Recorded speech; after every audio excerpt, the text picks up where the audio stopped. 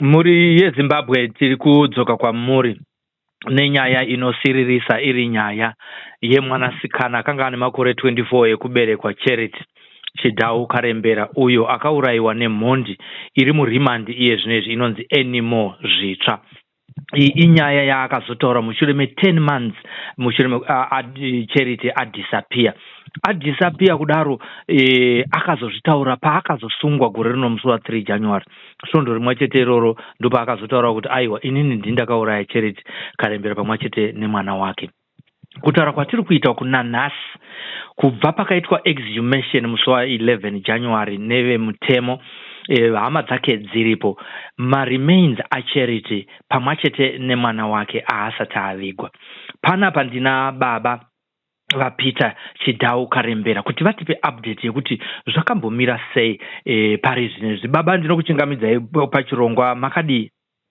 Ndinorarama sindiri muusungwa mupfungwa nenyaya yekuti tinosvika kupi mwana asati aradzikwa. Isusu patakapedzisira kutaura nemi makanga muchienda kuguruve muchiti tiri kunoita nyaya, tiri kufambira nyaya yemadNA, yakafamba sei? DNA, forensic DNA test yaitwa kuBulawayo. Ndakazoudzwa nemainvestigators kuti yakaita through. Saka kuchinzi kwasara nguva yekuzoenda kukoti kwemukomana Animal. Remains aya achishandiswa seexhibit. Saka ipapo pfungwa dzacho dziri kubva dzagomara kuti tinosvika kupi chimirira izvozvo semhuri yakafirwa. Hatina chimwe chatiri kuita kunze kwokufunga kuti acharadzikwa sei. Saka tiri kumanikidzwa kufungirira zvakawanda kana kuti kushandisa pfungwa zvakadzama zvinotikanganisa utano nechikonzero chekuti tichasvika kupi rini mana acharadzikwa. Ndiri kutanga ndichinzwa kuti maremains emunhu anoshandiswa seexhibit mukoti. Handisati hangu ndaane ruzivo rwekuti zvinofamba sei. Ko ndandine mubvunzo kwamuri sekumwe munhu akungofungawo zvakangodaro kuti vamwe vakapondwa naAnimal vakatoitwa maDNA vakadzorerwa kumhuri dzavo vakabva vatovigwa, kunyange zvazvo zvakatora kana kuti 2 weeks kana 7 days kana 5 days, asi vakadzorerwa maremains avo achibva azovigwa. Kutsanangura kwavo sei vari kuti maremains anoda kushandiswa as exhibit? Iye akabvuma nemuromo wake kuti ndindakauraya, akavaratidza futi paakauraya, vakaita maDNA kuti vaone kuti mwana uyu zvechokwadi here ndewo kwakarembera.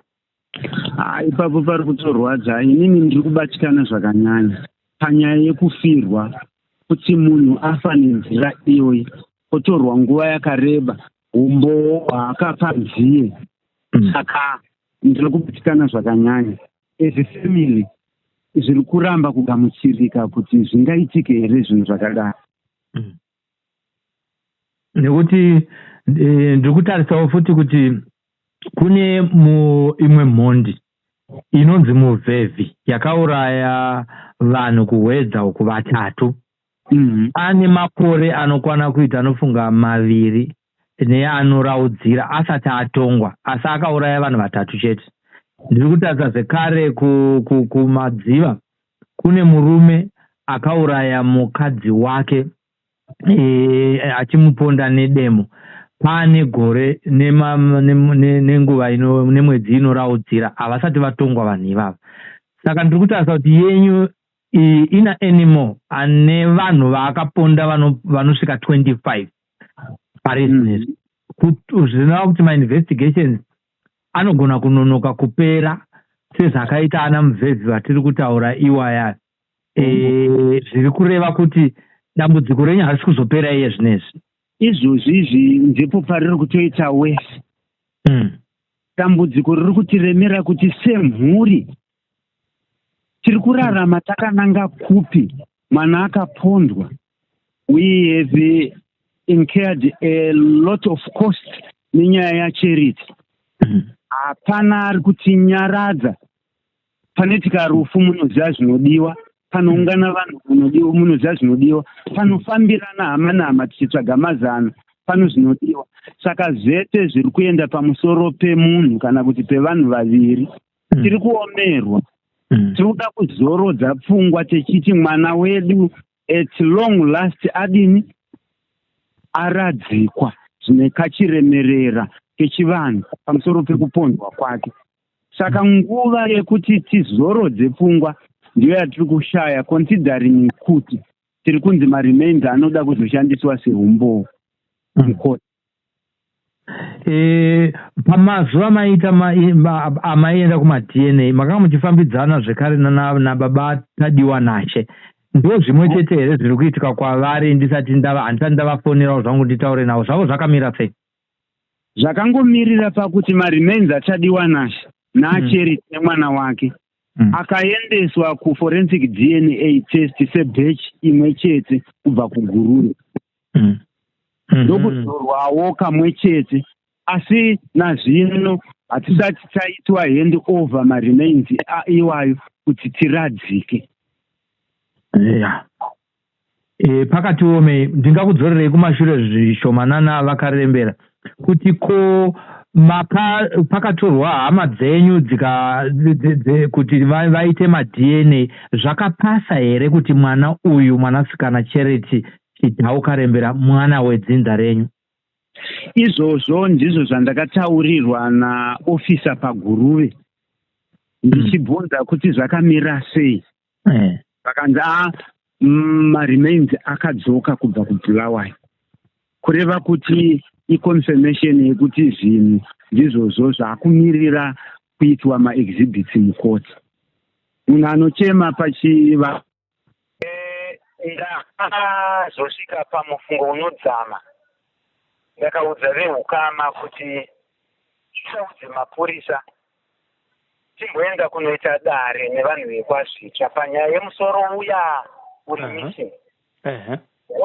Kuti rush to bury maremains asina musoro.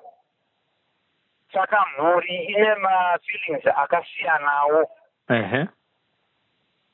Tiri kushaya kubatsirika chaiko nenyaradzo chaiyo nekuti ore semhuri. Saka izvozvi ndaifunga kuti nharaunda, nyika ingange ine mazano ekuti tichisvika pachiga chokupedzesera chinenzi rufu chekuti munhu avigwe tinobatsirwa. Takachengeterwa maremains emwana kubva muna January kusvika parizve isisi tichikwesha. Makambonzwa nyaya yatakataurirana tichiti nekutenga kwangu motokari ndinenge ndiri muroyi 1 waCharity. Maremains awanika haasi kuvigwa. Ine munhu mumwe chete, mubereki nemuroyi pasi pakutanga. Ndichangofa maBP ari kukura nokutorwadziwa. Saka ndakirawo dai pane dzimwe nzira dzinozivikanwa nevateereri handiti dzinoita kuti nyaya yedu ichipedziswa nekuti kwayakabva kure. It's now over a year. Kana apono tiri mukati merufu nekuchema. Ndaisi kupera. Kana vanogona kutibatsira kuti chivanhu cherufu chipedzeswe, vatibatsirewo vateereri.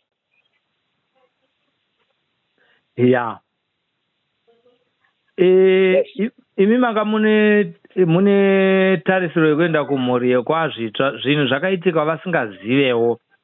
Result yamaa muri kutarisira kumhuri ndeyekuti kudi kunze kwekuti uyu mukomana animal ndiye ataure kwaakaisa musoro wacho. Inini mafungire angu. Remember I told you kuti pahukana handiti. Makataro. Hapana hama yekwazvitsva iri kuuyawo kwakarembera kuti tibatane tionesane mazano kuti nyaya yedu ingapfuurire mberi zvakadini panyaya yekuradzika munhu. izvo zviri kuita compound situation yekuti inese ndanga ndichizano ndichikuudzai kuti ndandati kumhuri tosimuka kuenda kwaZvitsva pamwe marwa angaite mashoma tinzwe kuti ivo vanoti kudii tinzwe kuti kana vachikumbirawo kumutemo vawaniswe mukana wokutaura nemwana wavo nehama yavo kuti atiudze kuti musoro uri papi. Oho.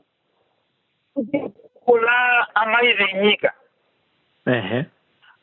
taura achiti ndakacheka charity ndakamuisa mubhaketi ndakatakurira mapati handiti papa vanhu vamakaenda kunoita interview kunyange vachiramba akavaitaura pekutanga tisati taita exhibition akavataura exhibition akavataura ari mumaoko emutemo kusungwa kwaari asi zvinoramba zvakanyararwa isusu vabereki tichizvinzwa tichizviona muzvivhitivhiti saka mvura imwe inozogona kubatidza moto unokura kudarika zvakaitika saka ndikuterere mazano avangatiponde api kuti tigone kusvika pamuganho wechinhu chinonzi rufu chiri kuti pukuta kubva mwana achishaiwa 24 March 2025 taikumbirisa semhuri tinyaradzwewo zviri pamutemo tinyaradzwewo nenharaunda tinyaradzwewo kumadzimambo kune masabhuku mahedhimeni nemadzimambo vacho vari kuita mudunhu ravo ratiri kugara rakasvibiswa isusu takabereka izvozvo tingazvigamuchire here mudunhu weguruve saka vane maonerwa makungiro avo vanogona kutibatsira ndo handiri kutsvaga kuti tingazorora sevanhu vakabutirwa. Ya, zviya makambenge matsanangura ukama hwenyu imimi vekwakarembera nevekwazvitsva hwakamira sei? Iwe paya ndakakuudzai ndichiti ukama huripo hongu ndehwekuti mukoma wedu mukuru anoitwa Nefasi Maringisa Karembera akarowa kuti vaemu kwazvitsva vanoitwa Sidzi Zvitsva vakatiberekera vana Felistas kwamaringisa kwakarembera Faustina Karembera Maringisa Nation Maringisa muri iri musha medu vazukuru vekwazvitsva kureva kuti cheri muzukuru wekwazvitsva nokuti munin'ina waFelistas munin'ina waFaustina ndihwo kama wandakazvizere ihwohwo. Eya mapa jekesa. Halo. Ndiri kukunzwai. Mapa jekesa ipapa. Nyaya kana yazodai inozopedzisira yasvika kumabandiko ehurumende akafanana prosecutor general, ana minister of justice, minister of home affairs, home affairs vakapedza basa ravo ravakanga vachiita rekuti vabate musungwa. Nyaya iye zvinezvi yaku under Ministry of Justice, Legal and Parliamentary Affairs. Ikoko zvekare ndo kune bandiko raProsecutor General anoona nezvekufambiswa kwezvenyaya idzi. Ndiko kuno commission inonzi Judiciary Service Commission. Kumwe chete ikoko. Vanhu vari under ningirikine umbrella imwe chete. Imimi chikumbiro chenyu panhaurirano yatiri kuita iyoyi takatarisa mabazi iwayo ndeye kuti kudii muchidimbu vakarembera. Ndanga ndichiti kana pane dare guru rinojekesa nyaya kwatiri kuti tizorore, ripindire, ritsanangure zvatinotarisira kubva kwavari. Saka vane vemafambisiro avanoita nyaya dzavo zvimwe tingazorore netariro. Izvozvo chete ndio zvandandichifunga kuti kana pane kwatinoenda, kana kuti ivo vane maamuzi akawanda kudaro, vari kunzwawo chichemo chatinacho semhuri. Nhamba dzangu munadzo, munogona kudzideedzerawo kuti zvinzwike, zvisvike muofisi yakafanira inogona kutidaidza kana kuti itivinge, tionesane kuti tsika yechivanhu inoti kudii, rufu harukanganisi here kana rwarebesa kubva gore rakapera kubata gore rino. Ndiri kupanzwa baba.